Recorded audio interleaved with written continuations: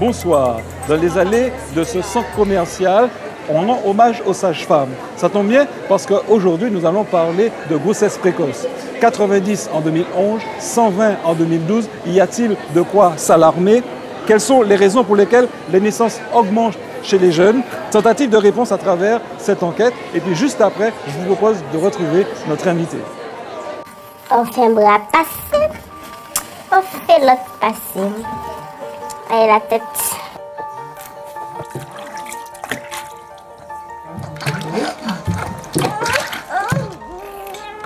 C'est l'heure du bain pour le petit Kylian.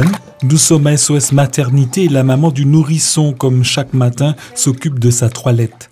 C'est un rituel que respectent les pensionnaires du foyer, sous le regard bienveillant d'une éducatrice spécialisée. Comment tu as fait pour apprendre à le baigner? Je fais comme je veux. Mais tu as appris à faire ça, non? L'hôpital? Mais je fais pas comme l'hôpital fait. Et après, comment ça se passe ta journée? J'arrive à l'école, il reste en garde. En quelle classe tu es? 4e. Pour les pensionnaires qui se sont déjà acquittés de leurs tâches, dans une autre pièce, c'est l'heure du petit déjeuner. Il y a 9 jeunes mamans au centre, dont 3 adolescentes. La durée du séjour à SOS Maternité n'excède pas 6 mois après un accouchement. Les raisons pour lesquelles ces jeunes filles se retrouvent ici sont liées pour la plupart à des accidents de parcours. Ma soeur m'a mis ici parce qu'elle ne voulait pas me garder chez elle, parce qu'elle a 2 enfants en plus d'un foyer. Normalement, je suis allée à l'après-midi du matin avant et on m'a conseillé de venir à SOS Maternité. Pourquoi? Parce que ma belle-sœur m'a dit qu'il n'y aurait pas assez de place chez elle, pour moi et l'enfant. En fait, je voulais avoir un enfant, mais bon, c'est venu, ce que j'ai cherché. Je suis tombée enceinte à 16 ans et j'ai accouché à 17 ans. Moi qui pensais que maman allait bien le prendre et mon papa allait mal le prendre, et ça a fait l'inverse. Le bain du petit Gillian dure plus longtemps que prévu. Une éducatrice vient s'assurer du bon déroulement de la toilette du bébé. Tu vas pas repasser le vêtement? Non. Je vais le faire et puis je vais l'habiller pour toi, mais comment on s'organise? Je vais venir essuyer et je vais repasser. C'est vrai que c'est une jeune maman, donc toujours, la plupart du temps, on essaie de l'accompagner lors du bain, à veiller que ça se passe bien surtout, et puis que l'eau n'entre pas dans les oreilles. Et qu'il n'y ait pas trop de savon dans l'eau, mais bon, là on dit qu'il y a un peu trop de savon, mais bon. Je vais du savon dans le truc. Je vais te prendre une autre pause. Comment tu as pris la décision de faire un enfant? C'est venu comme ça. Ah bon? C'est un accident quoi en fait? Oui. C'est pas quelque chose que tu voulais vraiment faire? Il y a des moyens de contraception. Oui. Et? Je n'avais pas pensé. Moi, c'est là que je rechange. Oui, mais attends. Où est-ce que on va? Tu vas pleurer. Allez, reste-le, plus vite.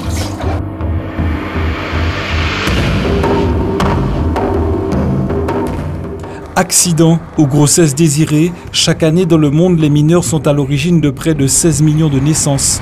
Selon le réseau Sexualité en Martinique, en 2011, sur 4480 accouchements recensés, 93 étaient attribués à des mineurs. Il existe dans ce département PMI et structures où il est facile de se procurer des contraceptifs, mais sont-ils vraiment fréquentés? Parmi les plus connus, l'Association martiniquaise pour l'information et l'orientation familiale, l'AMIOF. Bonjour. C'est seulement la 2e fois qu'Aurélie se rend au planning familial. Elle voudrait se faire prescrire des pilules contraceptives. C'est un moment que redoutent la plupart des jeunes mineurs. Sage-femme, je suis accompagnée de Joël, mon étudiant. Pour l'aider à surmonter son appréhension, la jeune lycéenne est accompagnée d'une amie. S'il vous plaît. Alors, c'est pas la première fois que vous venez nous voir? La plupart des adolescentes se rendent ici afin de pouvoir bénéficier d'un contraceptif de manière anonyme et gratuite. La loi qui date de 1973 autorise les mineurs à fréquenter l'institution quand bien même elle n'aurait pas l'autorisation des parents. Dans le cas d'Aurélie, la première fois, c'est sa mère qui l'avait encouragée à avoir recours à une contraception. L'attention est bonne. La première fois, c'est ma mère qui m'avait proposé de prendre la pilule. Donc j'ai dit ok, on est allés ensemble. C'est très librement que très vite tu as parlé de ça avec tes parents? Oui, avec ma mère, oui. Avec mon père, ça a été un petit peu plus compliqué. C'est-à-dire? J'ai eu du mal à lui dire ça, parce que c'est un homme, et puis voilà. Tu as des amis autour de toi qui ont ce problème d'aborder le sujet avec leurs parents? Oui. Et donc, comment elles font? Ben, ne leur dire rien, elles font tout en cachette. Et on essayé de leur faire comprendre qu'il faut en parler, mais c'est pas facile. Le sexe est-il un sujet encore tabou dans les familles martiniquaises? Selon le directeur de l'AMIOF, la plupart des parents pêchent par ignorance. On va faire une analyse. Beaucoup de parents ignorent la sexualité de leur enfant et considèrent que la sexualité est liée à la reproduction. La sexualité fait partie de l'identité de l'individu et s'exprime dès la conception. Et donc, dès la conception, et même pendant la grossesse, il faut que les parents aient conscience que l'enfant à venir a une sexualité. D'ailleurs, cette sexualité, à ce moment-là, perturbe beaucoup les parents. Je pense qu'il faut un vrai dialogue, leur expliquer les choses et puis les entendre parler, les entendre exprimer ce qu'ils ont au plus profond d'eux. Et parfois, les parents n'ont pas le temps. Parfois même, les professionnels n'ont pas le temps. Donc, il faut vraiment avoir envie de rencontrer les jeunes et de les écouter. Et quand ils parlent, on se rend compte parfois qu'il y a de grosses souffrances qui font que, ben oui, pourquoi pas faire une expérience pour que tout le monde puisse me voir. Voilà, vous voyez, j'existe. Et parfois, c'est par rapport à une grossesse qu'on existe.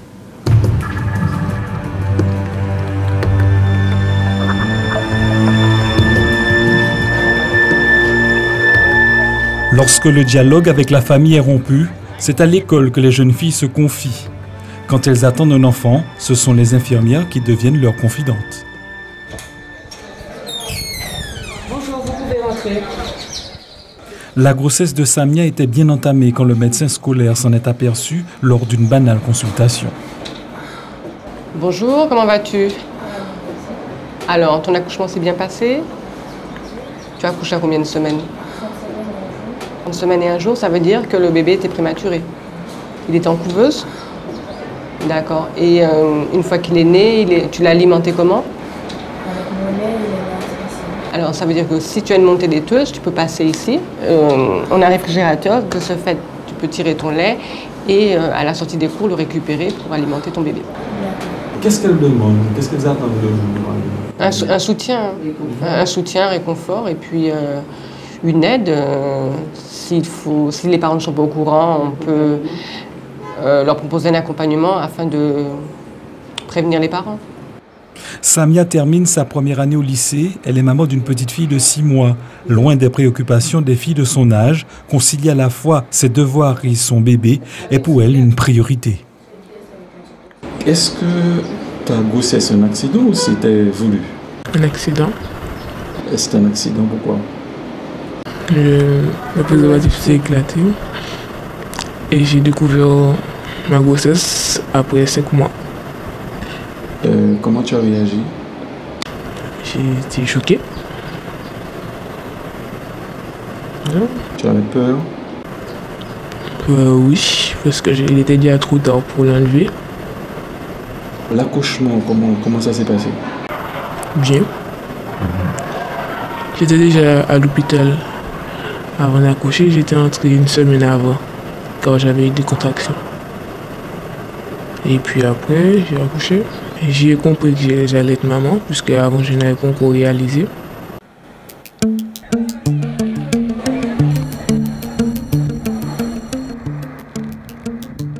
Insouciance, négligence, à cet âge, beaucoup de jeunes ont du mal à mesurer les conséquences d'une grossesse. Mais il arrive que garder un enfant puisse être motivé par d'autres raisons. Cette psychologue clinicienne travaille avec le réseau Sexualité de la Martinique. Elle mène au CHU des entretiens obligatoires lors des interruptions volontaires de grossesse des mineurs. L'IVG reste pour nombre de jeunes filles un acte indigne. C'est l'éthique qui revient. au niveau de l'acte IVG qui est considéré comme par beaucoup comme un crime. Donc éthiquement, elle ne se voit pas commettre cet acte, même si nous reprenons avec elle et nous essayons d'éclaircir ce stéréotype encore. Et puis parce qu'elles sont parfois soutenues par une famille et qu'elles arrivent à faire un projet avec cet enfant. Elles ne se sentent pas seules, mais elles arrivent à retrouver une place qui est différente de celle de l'adolescente qui n'a pas d'enfant. Elles arrivent à se créer une nouvelle place dans le système familial.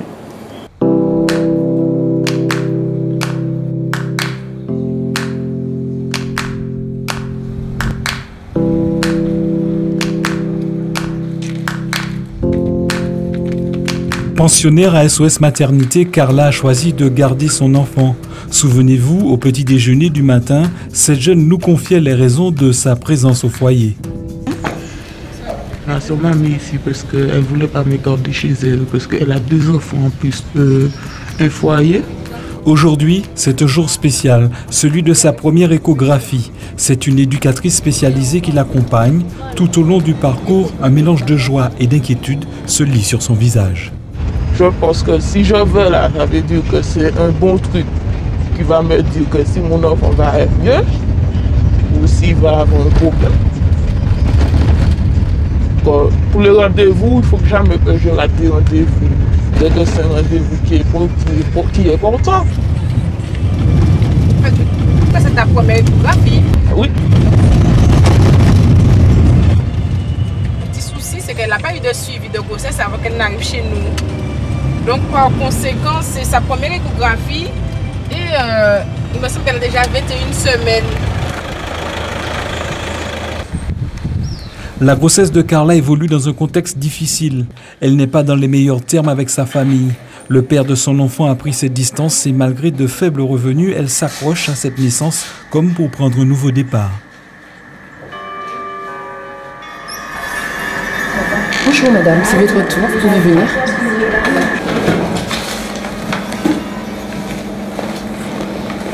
C'est une échographie de datation aujourd'hui qui me permettra de savoir quelle est la date du début de grossesse et quand vous allez accoucher.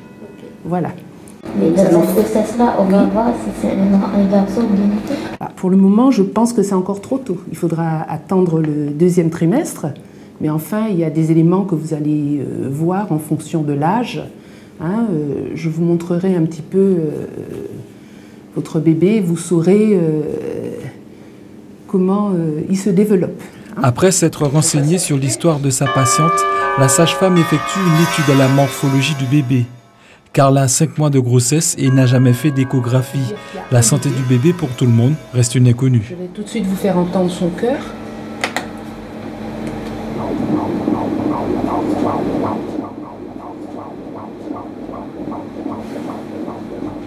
Voilà.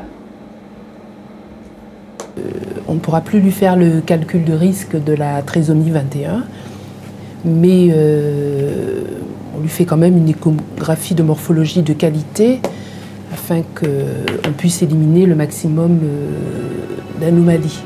Concernant le cœur du bébé, tout va bien. Donc, pas vous inquiéter.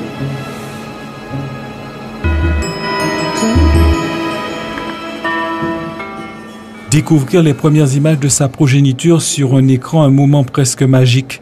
Il sera d'ailleurs accompagné de quelques larmes. Quel effet ça fait de voir ton bébé? Ça m'a fait différent. Ça m'a fait une petite surprise. Y a-t-il des risques pour les adolescentes qui entament une grossesse? Selon cette spécialiste, les risques sont essentiellement liés à l'attitude des futures mamans. Les risques qui sont, c'est que elles font moins attention. Elles ne font pas attention parce que elles ne savent pas qu'elles sont enceintes. En début de grossesse, il ne faut pas prendre d'alcool. Il y a quand même des règles d'hygiène à respecter pendant la grossesse, des règles d'hygiène qu'elles n'ont pas respectées.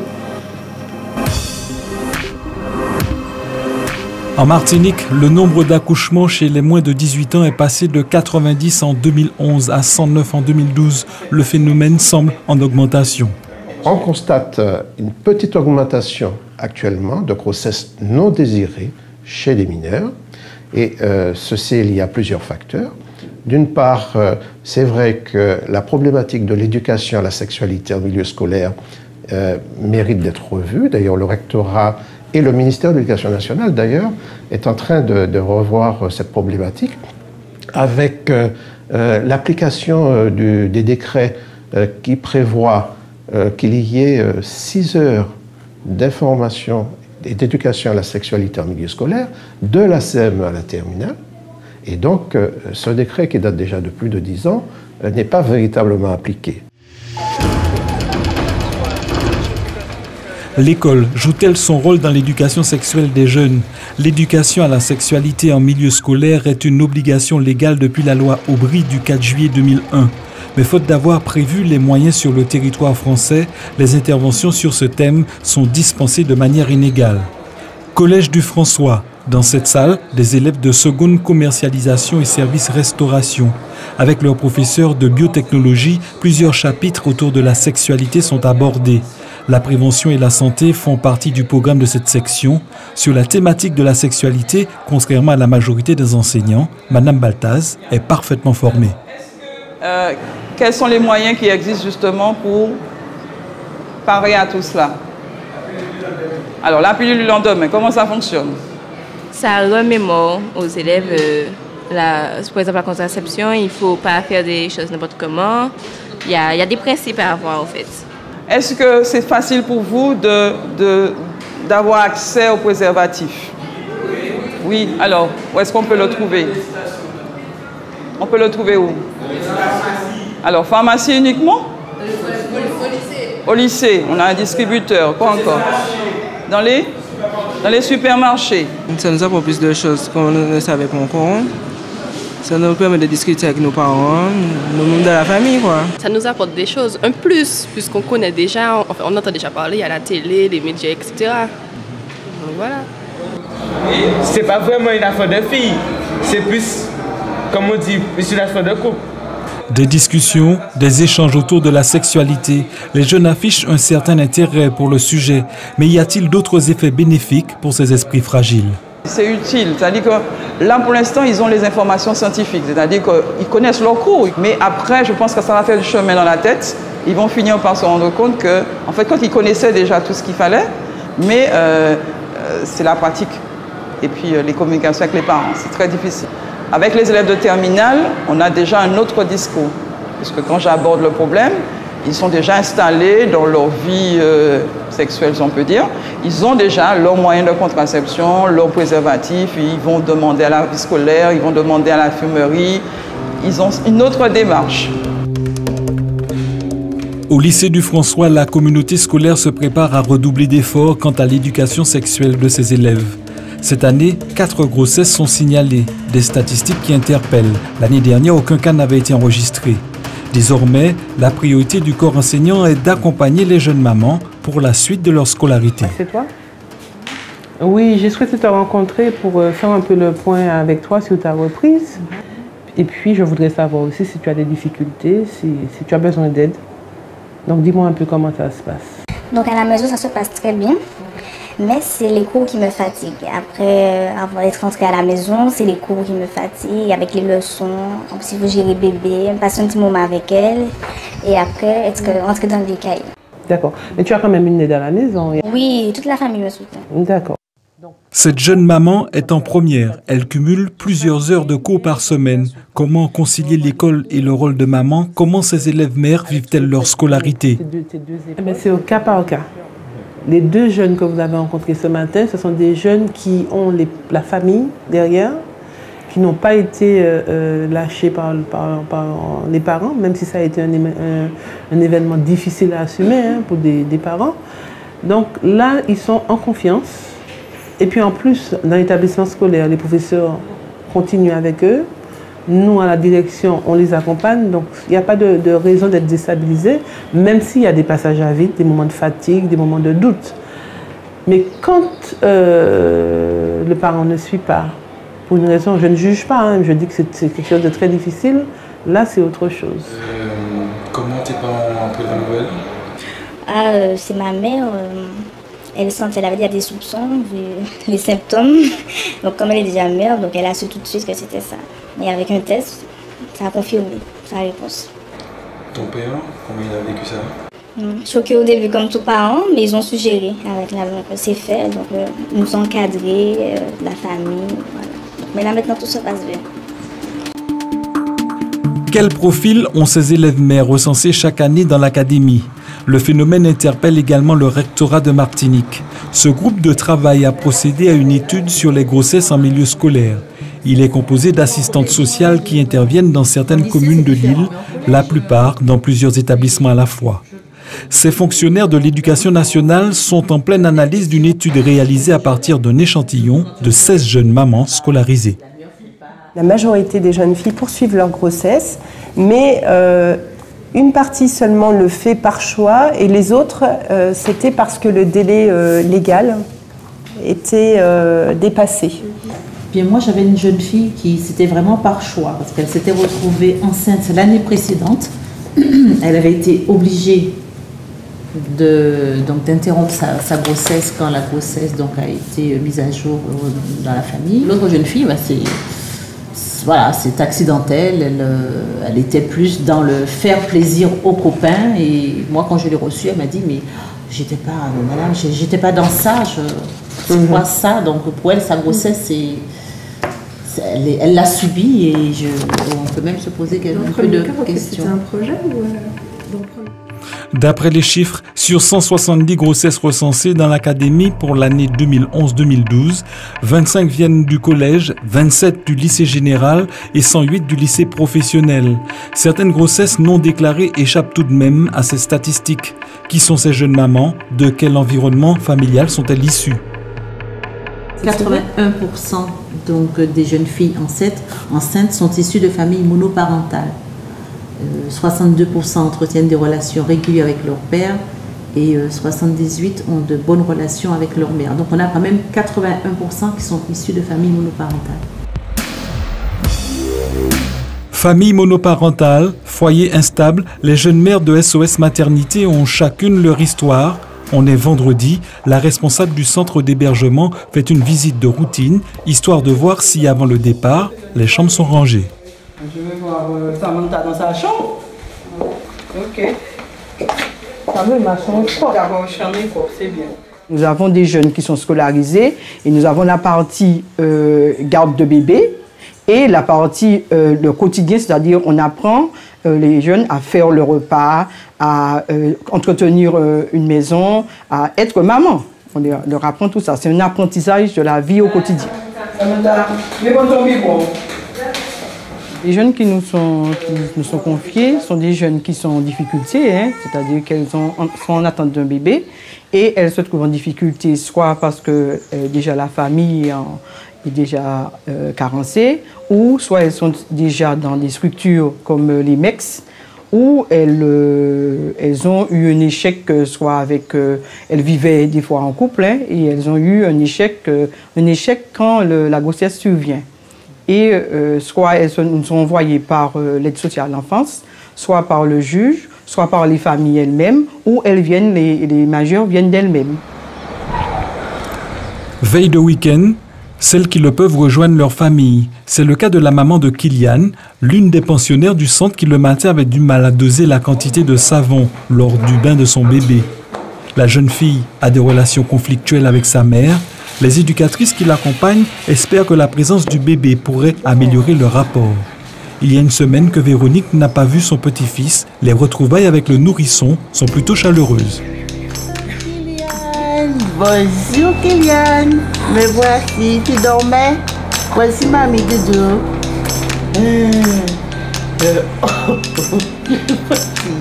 Tu m'as manqué. La grand-mère aimerait pouvoir mieux s'occuper de son petit-fils, mais sa santé ne le lui permet pas, d'autant que le manque d'implication de sa fille l'inquiète. Voici. On dit ça pour gérer l'argent, catastrophe. Hein. Donc c'est vous qui lui donnez les moyens? Non, moi je ne donne pas les moyens, c'est-à-dire elle touche le SA, elle se débrouille avec, mais elle ne sait pas gérer l'argent, elle dépense tout l'argent. Oui, je le compte jour. Ah, je suis obligée, je suis ta maman. Hein. De toute façon, je vais signaler ça. Vous voyez comment elle me parle? Elle n'obéit pas, elle est agressive. Hein. Elle est agressive. Hein. Je ne dis pas n'importe quoi, je dis la vérité. Et j'ai des preuves, alors ne me dis pas des... C'est quoi dans le cas, j'ai des preuves que l'enfant a tout? L'enfant a tout, mais quand tu viens le week-end, tu ne t'occupes pas bien de l'enfant, Laetitia. Pour aller jeter une couche de bébé, c'est comme si on l'embêtait, qu'on lui dit d'aller jeter. Laetitia n'écoute pas, elle est toujours fatiguée. Et je suis toujours avec l'enfant assis là, à m'en occuper. Quand elle dort la nuit, elle dit l'enfant lui fait chier, excusez-moi le langage. Elle s'énerve, je suis obligée. Tais-toi mon coco. Je suis obligée de prendre la relais.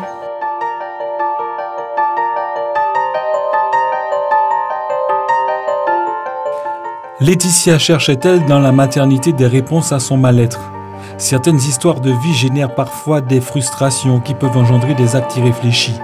Ces accidents de parcours que l'on attribuait autrefois au manque d'information auprès des adolescents est un argument irrecevable au XXIe siècle.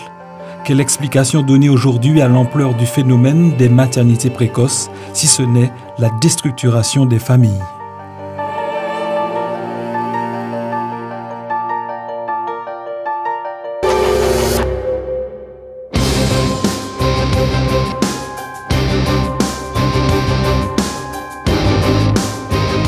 Voilà, notre invitée, c'est Madame Noll. Elle est sage-femme, déléguée au PMI. Elle est aussi conseillère conjugale et familiale. Elle représente ici le Conseil général. Bonjour. Bonjour. Madame Noll, chez les moins de 15 ans, il y a une augmentation des grossesses. Qu'est-ce qui peut expliquer ce phénomène? Alors, il y a plusieurs raisons et plusieurs choses qui peuvent expliquer ce phénomène. Il y a déjà l'environnement. C'est-à-dire qu'au niveau familial, les parents ont du mal peut-être à imaginer que les enfants ont une sexualité. Et parfois, ils n'osent pas parler de leur sexualité aux parents et il peut avoir une grossesse. Et puis, la grossesse arrive, mais on attend et c'est quand elle apparaît que finalement, on le signale. Ou bien, elles vont se diriger vers des structures, mais tard, trop tardivement. Il y a ça. Il y a aussi la culture, parce que quand on est enceinte, il ne faut surtout pas interrompre la grossesse. Parce que les parents, toujours pareil, il arrive même des fois qu'il y ait des filles qui ne veulent pas dire aux parents qu'il y a une grossesse parce que se disant que si je dis, elle voudra que je garde la grossesse. Donc elles sont obligées, si jamais elles veulent interrompre la grossesse, faire une IVG, elles demandent à quelqu'un d'autre, un adulte référent, de prendre la place du parent. Ce qui n'est pas recommandé, enfin. Ce serait mieux que ce soit les parents qui accompagnent les enfants. Et puis il y a les médias aussi, Excusez-moi, il y a les médias, parce que la nouvelle technologie. C'est vrai qu'on offre des portables aux enfants, mais sans réaliser qu'ils ont accès directement à Internet, les 3G, qu'ils peuvent voir les films porno, même au niveau de la télé et même au niveau d'Internet, enfin le portable normal. Et puis, qu'est-ce qui se passe? Ils veulent faire pareil. Surtout les plus jeunes, parce que quand je vais dans les établissements scolaires, je ne demande pas qui n'a pas vu de film, je ne demande pas. Avant, je demandais qui a jamais vu. Maintenant, je dis qui n'a pas encore vu et qui a déjà vu. Enfin, on est obligé de changer le sens des questions pour eux, parce que tous, ils ont déjà vu. Alors, comment déconstruire ces idées obscures dans l'esprit des enfants? Est-ce que déjà l'éducation nationale fait le travail qu'il faut pour pouvoir sensibiliser les jeunes à ces problématiques? Alors l'éducation nationale fait déjà un travail, mais peut-être pas suffisant, par manque de temps, par manque de moyens, parce qu'il faut quand même dégager. Normalement, la loi de 2001 dit qu'il faut dégager 3 séances par an et par classe. Donc, déjà les professeurs rouspètent quand on leur demande, quand on vient 2 petites heures, parce que pour le moment, on ne peut faire que 2 petites heures, et par le manque de personnel, effectivement, parce qu'il faut être quand même qualifié pour aller parler aux enfants, il faut être formé. C'est pas évident pour pouvoir répondre aux questions, parce que les questions parfois sont assez dures, on va dire. surtout pour les CM2. Par exemple, un jour, j'étais dans une classe de CM2 et je croyais que j'étais dans une classe de 4e. Alors, on a vu justement que ces problématiques sont beaucoup liées à la déliquescence de la cellule familiale. Est-ce que le Conseil général est sensibilisé par ça? Ah si, le Conseil général depuis longtemps est sensibilisé par ça, puisque nous avons mis en place des ateliers pré- et postnataux. Et ces ateliers pré- et postnataux, c'est un dispositif qui existe dans les départements français d'outre-mer qu'en Martinique. Même en France, c'est nous. Il y a une formation qu'on a mis à notre sauce martiniquaise où on va informer les jeunes filles qui vont être prises en charge. On va les accompagner, aussi bien les jeunes filles que la famille, hein, le copain invité, les grands-parents sont invités. C'est-à-dire qu'on essaie de reconstruire la cellule familiale, de développer la parentalité, de leur développer leurs compétences, parce que les gens ont des compétences, mais souvent on dit ne fais pas ça, donc on leur donne cette possibilité. Il y a 8 ateliers où elles vont apprendre des choses, où on va développer la relation mère-enfant, parent-enfant, et puis l'estime de soi, parce que quand ça se retrouve avec, tant qu'on ne voit pas le ventre, ça va, mais à partir du moment où le ventre apparaît, comment ça, cette gamine... Alors justement, quand il y a ces premiers signes, quel comportement avoir? Est-ce qu'il y a une prise en charge possible? Quels conseils donneriez-vous aux parents? Alors, il y a une prise en charge à avoir, c'est-à-dire que déjà permettre à l'enfant d'annoncer assez tôt la grossesse.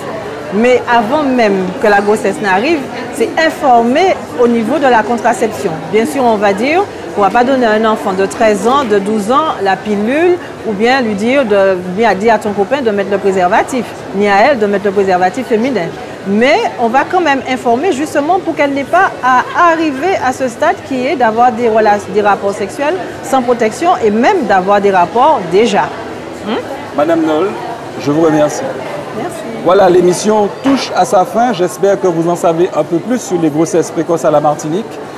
Remerciements nourris à tous ceux qui ont participé à l'élaboration de ce numéro. Bonne fin de soirée sur notre antenne.